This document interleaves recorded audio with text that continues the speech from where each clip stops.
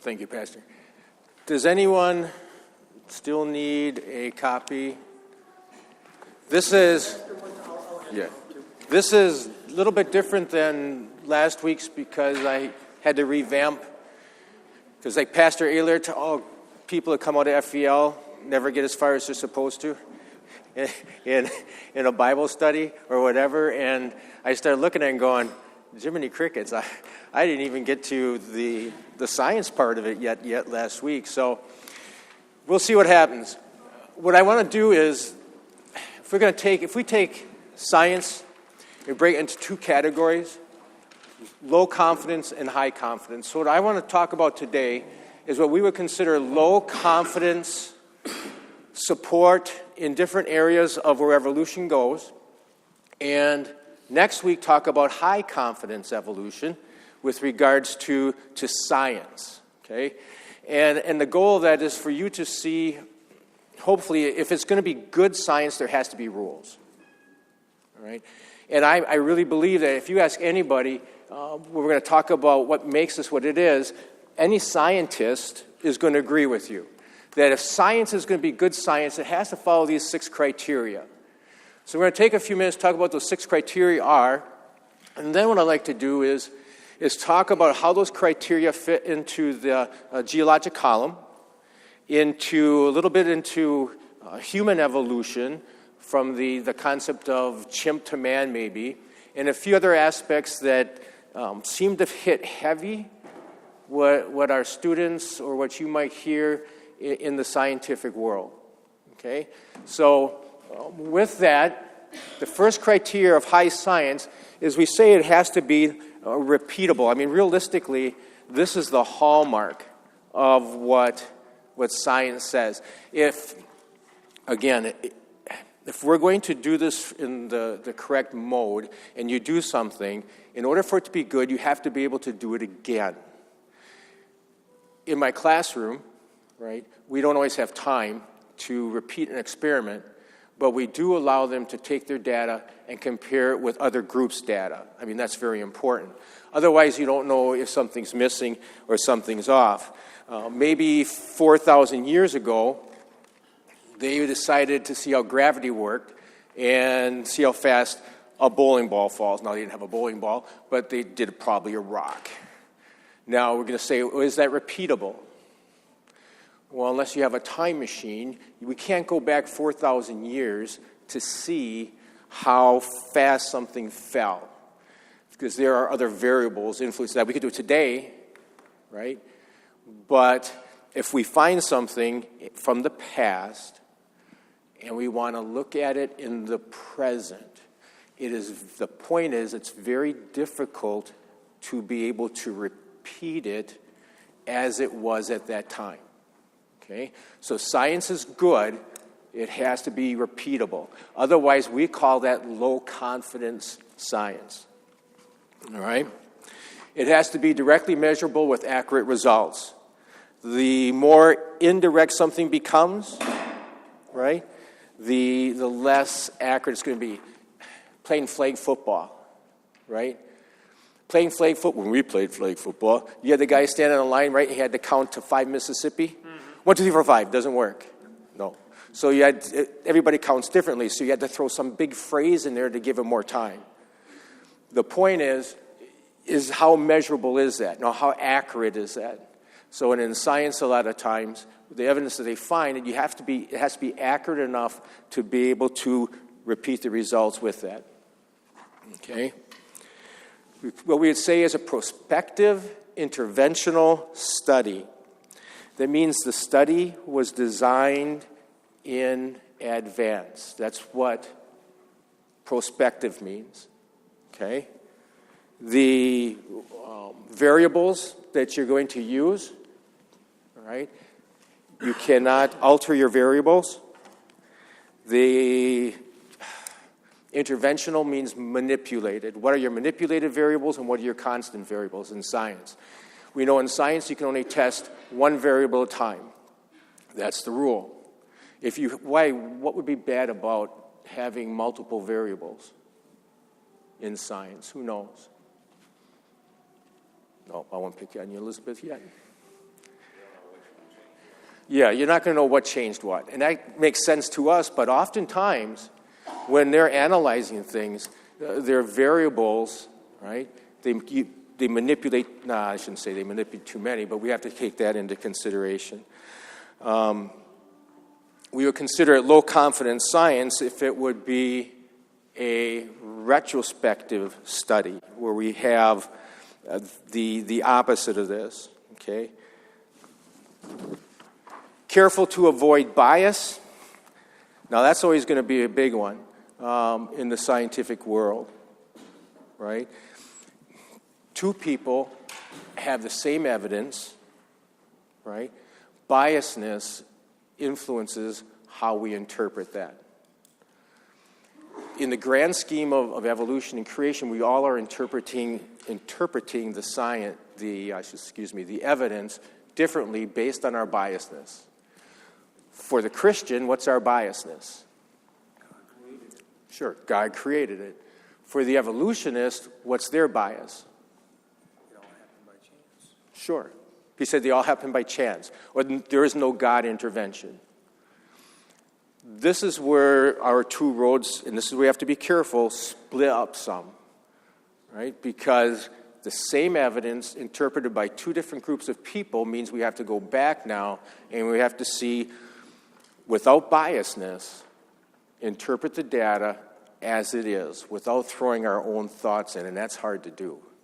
It's very hard to do, okay? With that, we can also throw in careful to avoid assumptions. And in the apologetics course through MLC, they're running one, a 101 and a 102, and a lot of the LSI journal, Lutheran Institute of Science, journals. There are a lot of articles dealing with assumptions, okay? We make assumptions based on, sadly, biasness, but with evolution, what's the big assumption?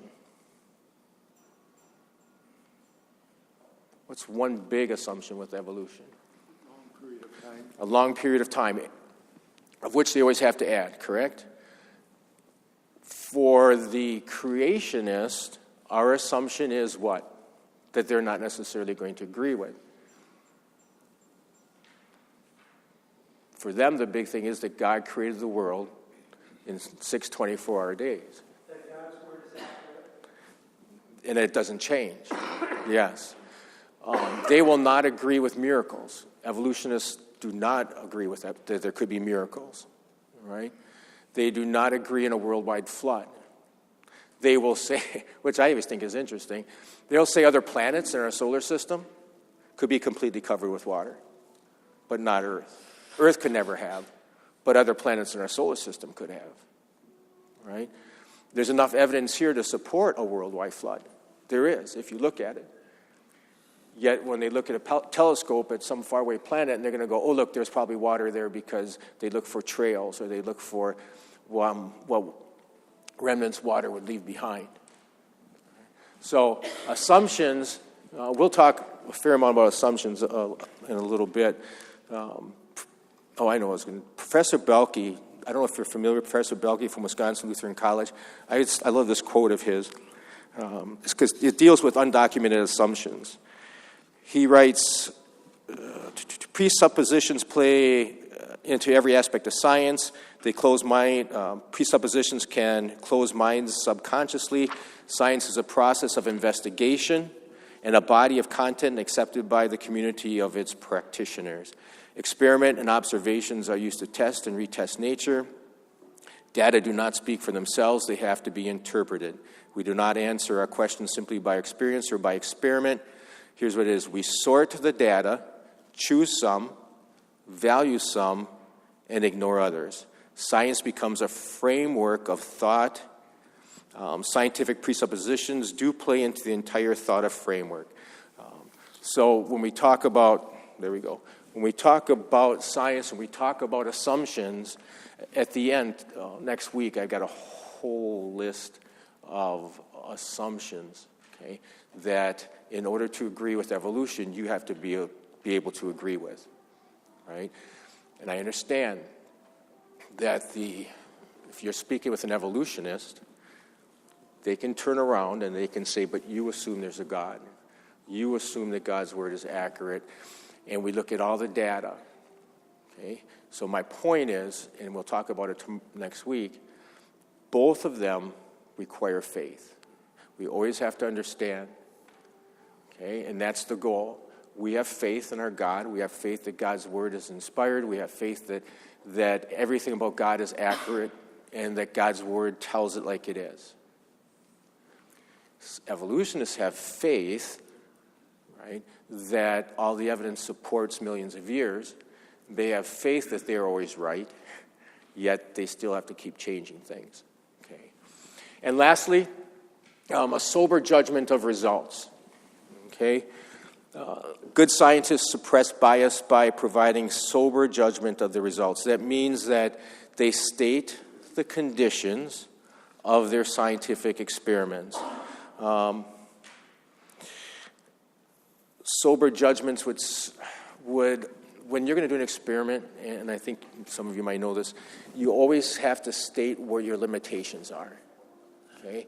Sober judgment of results says that we did this experiment, and 8 out of 10 dentists recommend Crest. Not every dentist recommends Crest. Okay? Words like every, words that get you into trouble, you always want to be careful of. And when you listen to Bill Nye, I always pick on Bill Nye and Dawkins, but they will state that they'll use words that do not allow any, I know wiggle room's not the right word, but any interpretation of their data. Okay? And we'll look at some examples. All right? Any questions on those 6 before we talk about specifics?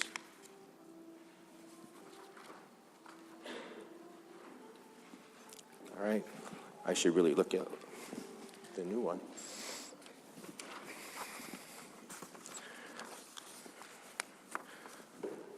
All right. Then I want to spend a little time talking about the definitions for, I should put this up here, evolution, grand evolution, microevolution. Remember in the beginning, I asked you to write, some of you all over here, what you thought of each or were going to be. Okay. There's an on-off switch. Okay. So, before we get into a lot of this, let's get some working definitions of what these are. Right, Miss Elizabeth? Okay. 1, if we're going to define evolution, overall, you can find tons of different definitions. But we'd say it's changes in the properties of an organism that occur by more than one lifetime. We're talking a long period of time. Remember, evolution in and of itself is not a naughty word. It simply means to change. Okay? We, as Christians, should not have a problem with changes within a species because they exist. Okay? We have problems with macro or micro. Okay? So in grand evolution, when you talk to evolutionists, you always have to be careful. It's like talking to some denominations where you say, do you believe that you're saved? Or was Jesus God? Okay? Where they believe that did Jesus die on the cross? Well, yes, but not necessarily for my sins. So with evolutionists, you have to be careful in your terminology, right? When you talk about evolution, grand evolution, microevolution, and macroevolution. So all life proceeded from a common ancestor through a slow accumulation of changes as a result of random mutations and natural selection. Okay? That is the definition of grand evolution. These slow accumulation are mutations. We know that mutations detract from the genome, don't add to the genome. Microevolution are minor changes, variety of dog breeds, microbes that become resistant to antibiotics. Next week we'll talk a little bit about high confidence evolution for how some, like malaria, mutating and changing so it's no longer effective with, I can't say the word, chloroquine. Right? Shall you say it, Pastor? And then macro. Macroevolution is large changes. Lizards evolving into birds, right?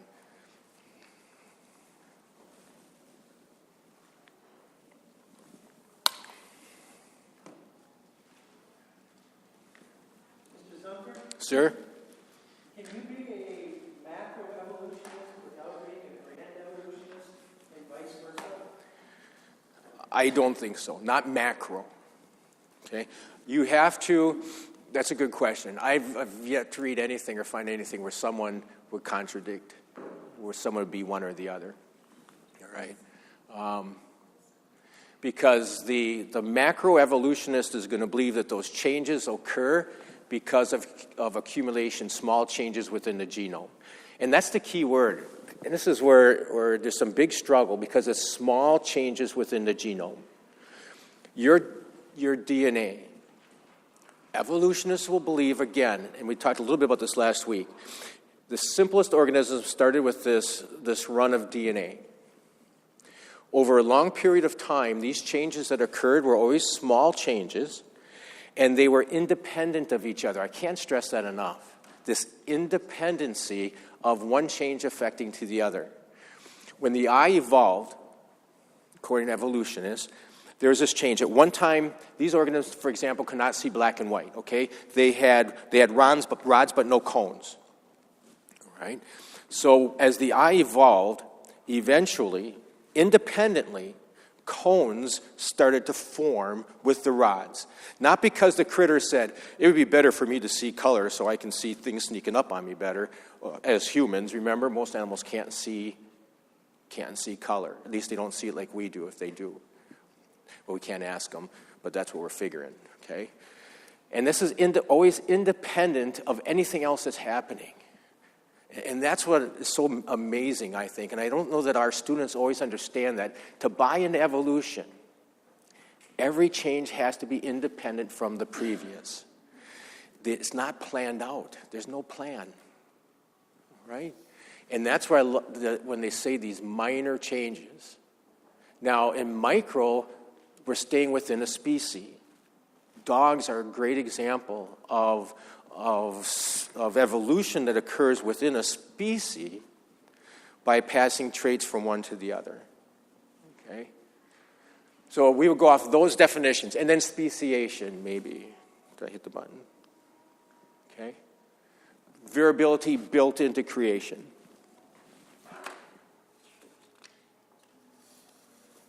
All right? That's what speciation is as we talk about it. Now, my buddy Bill, okay, I shouldn't pick on him so much, but it's so easy, because he says stuff. Bill Nye, outraged by those who do not, this is what he says about those who do not agree with grand evolution. First he says, one must accept all of it or none of it. He is quoted as saying, I should have my glasses on, but I think I can do this. Inherent in this rejection of evolution is the idea that your curiosity about the world is misplaced and your common sense is wrong. This attack on reason is an attack on all of us. Children who accept this ludicrous perspective will find themselves opposed to progress. They will become society's burdens rather than its producers, a prospect that all find troubling. Okay, that was back in 2014, taken from his Evolution and the Science of Creation that he wrote. Right? See, and that's another problem, is that evolutionists feel that if we allow our children to believe in creation and evolution, we're going to have this society of ignorant people who cannot figure out science. And there's the problem, because it's not science. That is the point.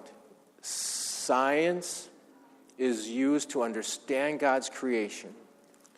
Science is used for us to how to use God's creation.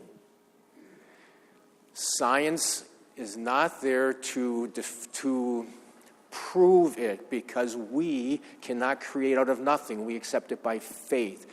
It can point to it. It can show us God's grandeur. It can scream. I think science screams creation. The more you understand it and the deeper you go. There's no other choice, right?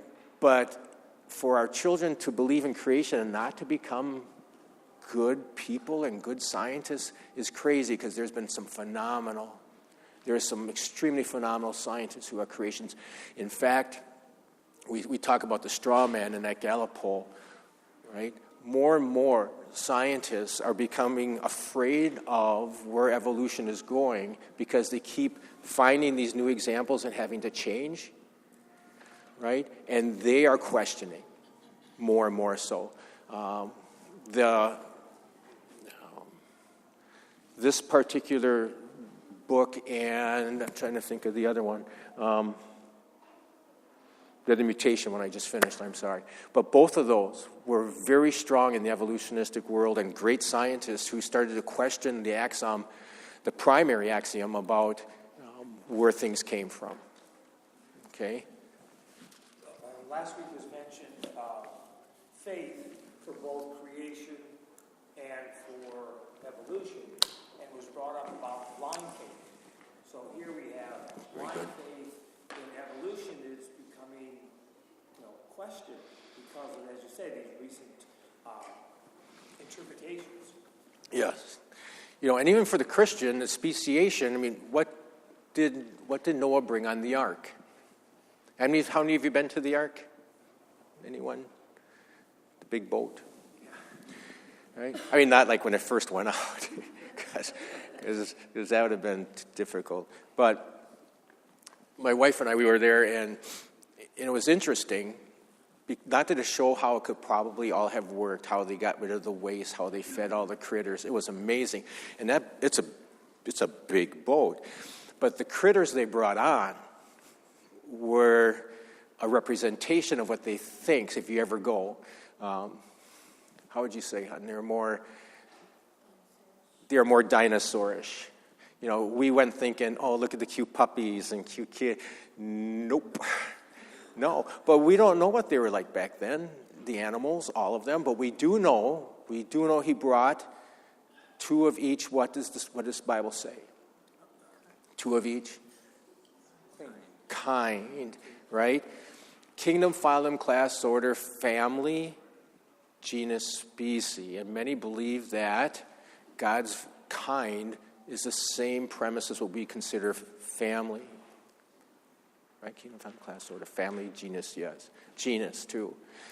But you can breed within family without any problems with genetic variability problems. Okay?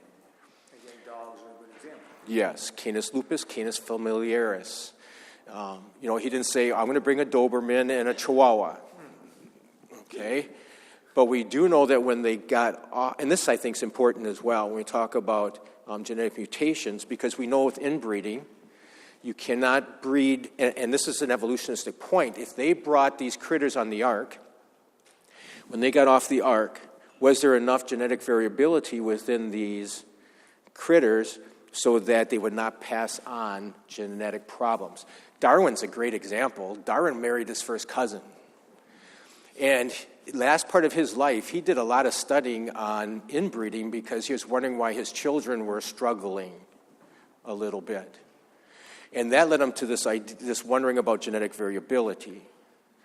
But we know that within a family, within that genetic level,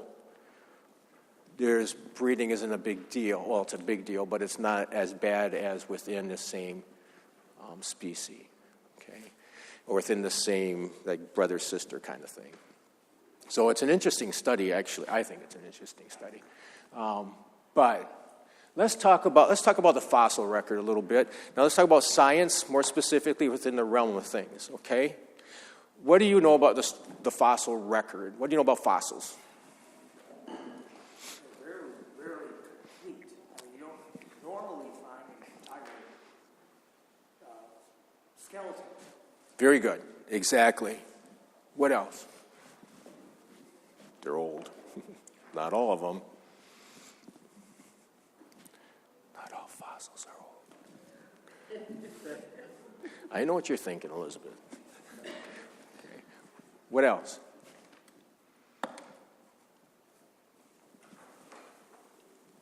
tend to fall apart. I mean, you're not going to even find, if you do find a femur, it's not going to be in great shape. It's going to have parts of it. Or partial. Yep, we'll talk about it a little bit later. Lucy, you know the skeleton Lucy? Just to say, you don't find any transitional fossils. Oh, thank you. What he means, he said you don't find transitional fossils, and that's kind of cool. We'll talk about that a little bit. Why aren't there any baby dinosaurs? They find dinosaurs. They always the adults. Where'd all the babies go? They eat them? I mean, children who are bad? No, I'm just kidding. I'm joking. Right? Where did they go? See, scientists like to name things. And this is, I'm supposed to be talking about this later, but I can do it now. There's some TED Talks. There's a guy who does a TED Talk, and one of his entitles is, "Where'd all the baby dinosaurs go?" And he does a nice job explaining the fact that, yep, scientists do like to name things because that's how they get their money. What is absolutely fascinating is they thought, for so long, they thought that dinosaurs, a baby dinosaur, they're like reptiles.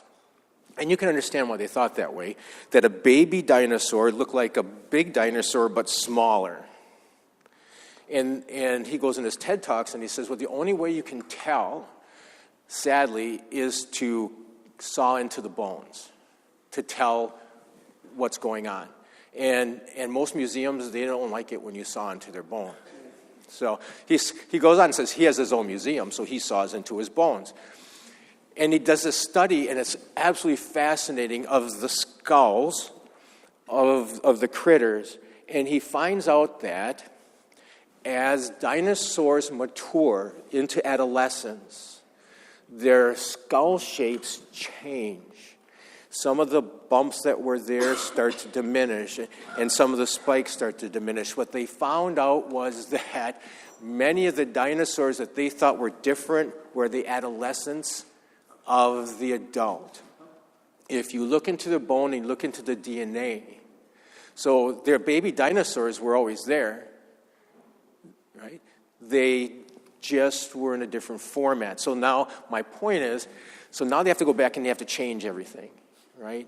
They have to say they won't say they were wrong. They'll say they misinterpreted the evidence, which is fine, okay? So when we get into the fossil record, we have to remember that because we talk about transitional fossils. They say there should be somewhere a transition between species as we go from one to the other, and they don't exist. Okay? Not at least the way that they perceive them to be. All right? Good. Now, the Academy of Sciences, I spoke of them a little bit last time, and I said that if you want to know where the most accurate information what evolutionists are believing today, this is a good place to go. Okay? Most scientific journals, most scientists, right, would agree with what they have, with what's going on. Okay? And when they're interpreting their stuff, here they are. Did I put that in yours? Okay. What they like to say, again, is that when we talk about the sequence of fossils across their sediments, they'll say it points ambiguously toward the occurrence of evolution. All right? So the sequence of fossils across the Earth's sediments, according to the Academy, will say that it points ambiguously toward the occurrence of evolution. In a matter, ambiguously means in a manner that's not open to interpretation. Unambiguously or ambiguously? Unambiguously. Thank you. Did I say it wrong? I talk bad. Okay? And it's not ambiguous evidence. Same fossil layers that you would expect to happen because of a Noachic flood are there, right? A Noachic flood would more than adequately express what happens within the sediments as they get layered after the flood, okay? We find that fossils formed where they lived in relationship to where they died when the waters receded. Last week, before y'all left, I said, think about maybe not just where all the water came from, but where did all the water go? And this is my own thought and interpretation, okay? But you ever think about how did God get rid of all the dead stuff? Or a lot of the dead stuff? How did he have all this water, right, decrease from the tallest mountain down to the water levels are today? What do you reckon?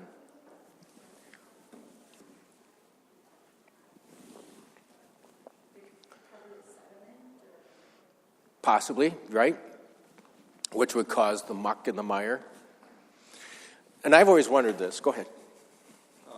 The Earth is under huge duress. There's evidence that the plates are shifting and moving very rapidly. Yes. You're opening up giant holes as well as pushing plates up, so you get rise and lowering space for the water to retread.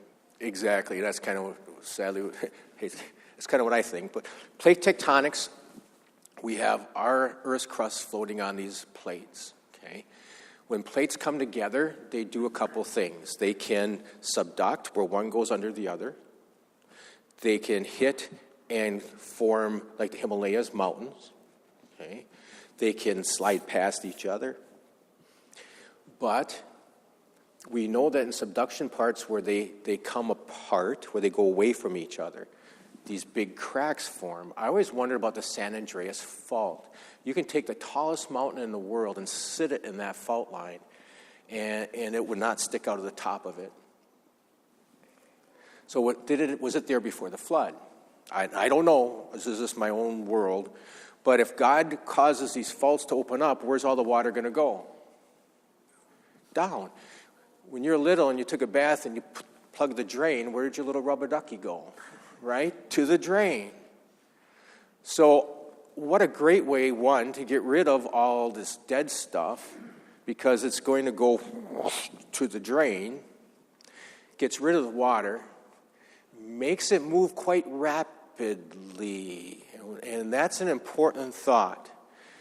The Grand Canyon, Columbia River, areas where scientists say it take millions of years for this body of water to cut through. Okay? The key word is under normal circumstances. The law of superposition says that if you got a bunch of layers, which one's going to be the oldest? The top or bottom? The bottom one, right? Sure, the law of superposition. And we know that if I find something in the third layer from the bottom and I find something in the second layer from the top one, they're going to assume is younger than the bottom one. And if they're far apart, they couldn't have lived together because too much time elapsed. And we make those assumptions based on present-day things. But we know, guys and gals, we know that what causes rapid decay? Heat and pressure.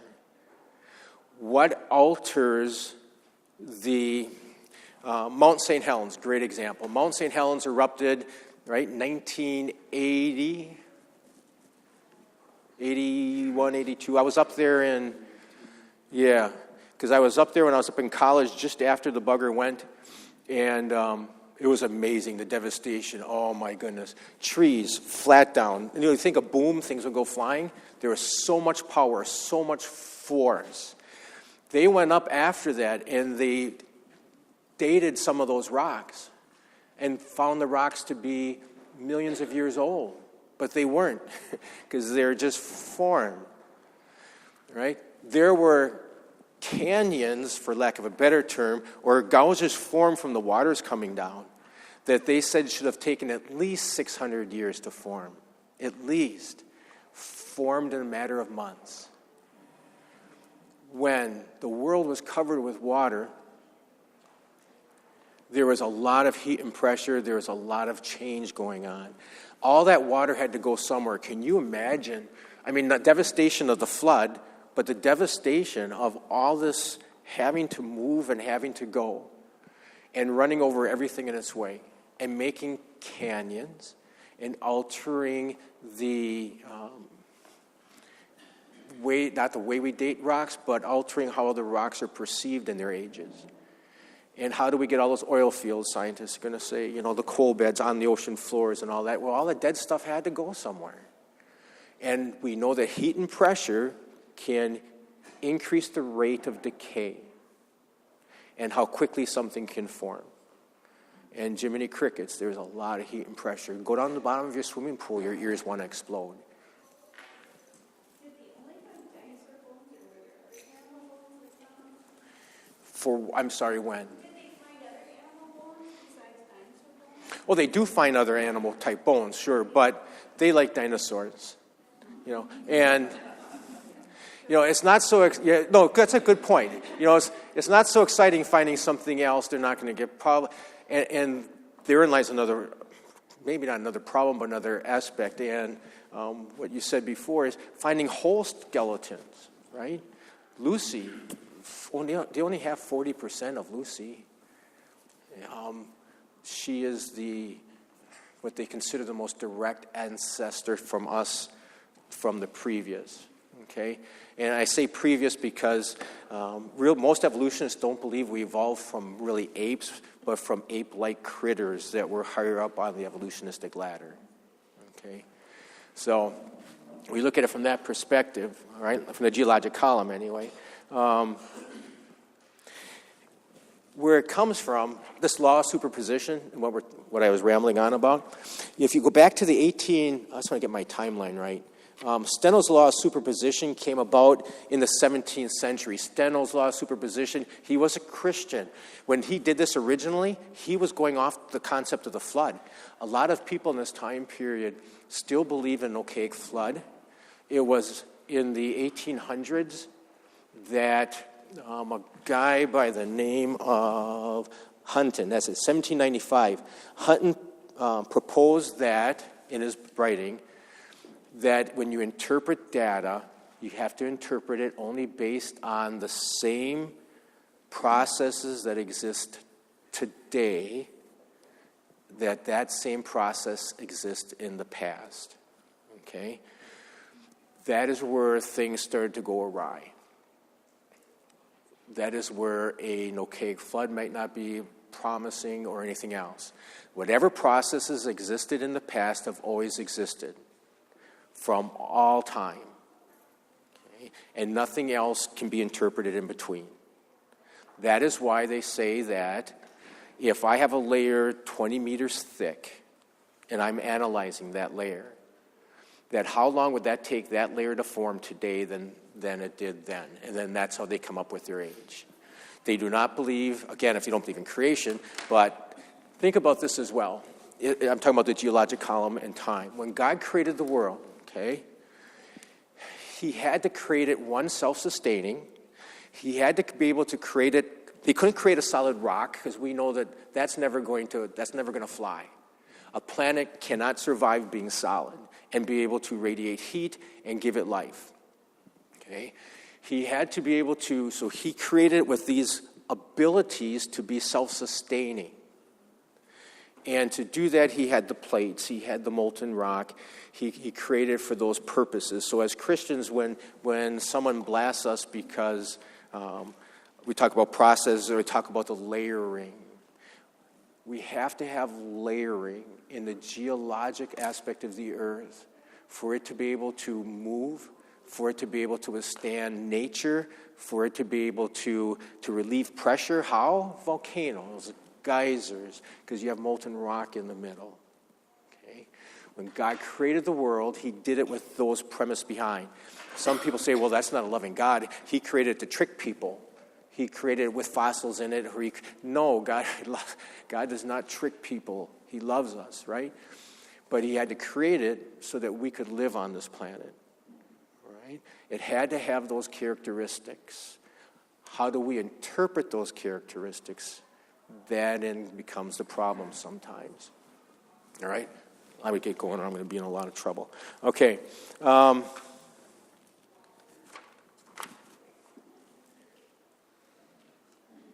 Okay.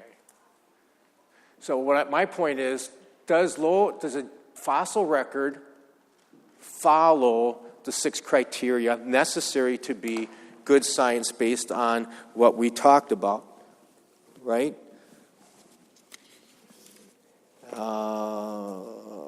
First off, is it directly measurable? Right? Well, first off, is it repeatable? Well, we can make fossils, we can make columns, but based only on the present, nowhere else. We can't replicate a flood. We can't go from that perspective. Okay? Is it directly measurable with accurate results? No. Exactly. It was way back then. Prospective interventional study. Prospective means, was it planned out before? Exactly. Careful to avoid bias. Right? You can't have it without this process of change in millions of years. Right. You have that bias. And the assumption part. If I'm looking at a rock and you're looking at a rock, right, and we're trying to find how old that rock is, you're going to attack it from the idea, I got to make this thing old. Yeah. And the creationist going to say, I'm going to attack it from the position of being young. And we both will be able to show that based on our biasness and the assumption that the earth is either really old or really young. All right, so full of assumptions and obviously not close to a sober judgment of results, okay, from the fossil record. How many of you have seen this before? This is hanging in the Smithsonian Institution, right? This is who needs 23, and me, or those genetic things, you can send in.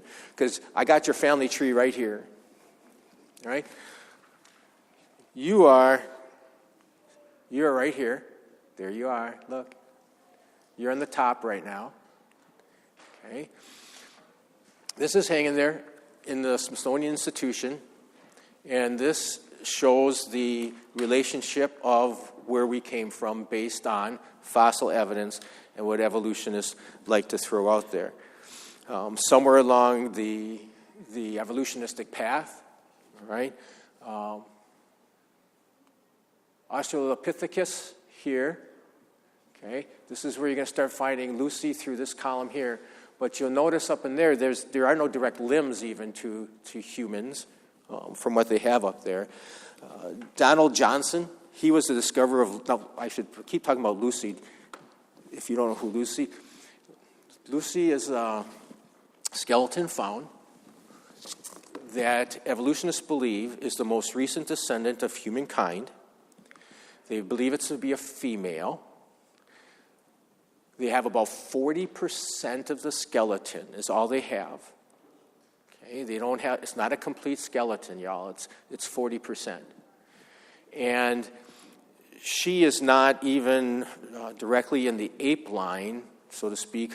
She's Homo erectus, which they have all these subgroupings that I probably shouldn't get into, but that's who Lucy is. All right, and this. Donald Johnson discovered, he wrote, this is what he reads, speaking about the challenges of obtaining confident results. It says, somewhere along the evolutionary path that leads from one to another, a species line may be drawn. In the opinion, this is cool now, in the opinion of the anatomist, the difference between them are significant. The word significant means different things to different people, right? So on the dangers of bias, he says some biases are not so healthy. In everybody who is looking for hominids, there's a strong urge to learn more about where human line started. If you're working back to around 3 million years, as he was, he says that's very seductive. You will begin straining your eyes to find Homo traits in fossils of that age. My point is, the biasness, remember? This guy discovered Lucy, this guy's an evolutionist, this guy is saying, when you're looking at them and you're a scientist, you are doing everything you can to point them toward a long period of time, to show evolution and not show creation. That's the problem.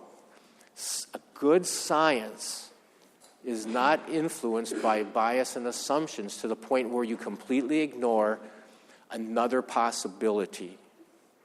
And I get it, the evolutionists, if they ever admit creation and a flood, their whole axiom falls apart. Their whole premise falls apart. But they'll say that you Christians, you won't even look at evolution as a possibility. Well, for science, that's not our point. And the other aspect is we have God's Word, and we look at it, and I look at the fossil record, I look at Lucy, and I say, could evolution have happened?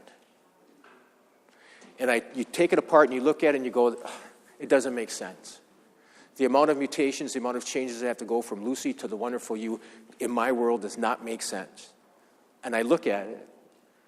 The evolutionists won't even look at it many times in order to study it from that point of view. The scientist evolutionist, I should say. Okay?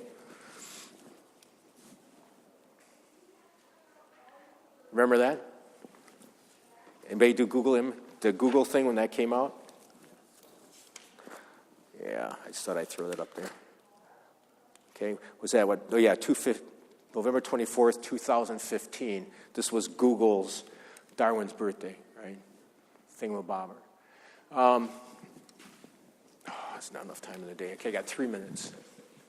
I talk too much and I don't know what I'm talking about. Okay, vestigial organs. Real quick, does anybody know what vestigial organs are? Okay, I won't call on you then. What kind of biology teacher do you have? Yes, organs, vestigial organs are organs that we don't know its function. Okay, some scientists say, yep, you don't really need them. What is the big vestigial organ that is always pointed out? The appendix. That little bugger gets inflamed, burst, you got to get rid of it, yeah? It says, what does it do? If creation is true, why would God create an organ that you don't need? Why is it there? And we go, who knows God? There's a method to my madness idea. Who knows God's mind? My point is, in most herbivores, the appendix secretes enzymes that helps break down plants better, for lack of a better term. Garden of Eden, Adam did not say, Eve, go make me a steak, right? They didn't eat meat. It was their plant-based diet. Now, assumption, I admit it, could the appendix at one time secrete enzymes necessary to get the right material out of the plants, because plants generally are incomplete proteins. There are some plants that they can function, but vegetarians, vegans have to have a very specific diet in order to get all the amino acids they need for proteins and protein synthesis. It's a rule, okay? So we don't know God's man. We don't know what he was thinking. He gave us what we needed. Now, this is the cool part. On your genome, there's a part right here, okay, that works with the appendix.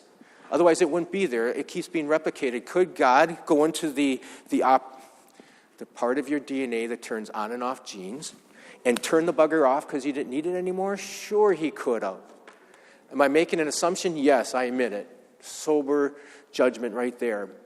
But it's not hard to do. Genetic engineering is not rocket science. You just got to go in and turn it off. And he could have easily done that knowing we didn't need it anymore. Okay? I don't know if he did it. Vestigial organs, it's actually we call devolution or de-evolution. This stepping backwards according to the evolutionist. If the evolutionist is right, evolution said things go forward, y'all. Okay? Vestigial organs, if evolution is true, shows evolution going backwards. Because it's there. Why doesn't it go there anymore? Why would it de-evolve? Right? If evolution is forward, this is definitively backward. Genetic entropy, genome project, homology. I could go on and on and on and on. I'll talk a little bit of homology next week, even though I'm not supposed to because we'll talk about bad things. But, okay. Sorry. Questions-ish? Homology is good stuff if you have the opportunity. Again, because I'll talk a little bit about it next week. Why are there similarities? Remember, the big thing for evolution is Because things look alike, they had to evolve from each other. Think of that premise, please.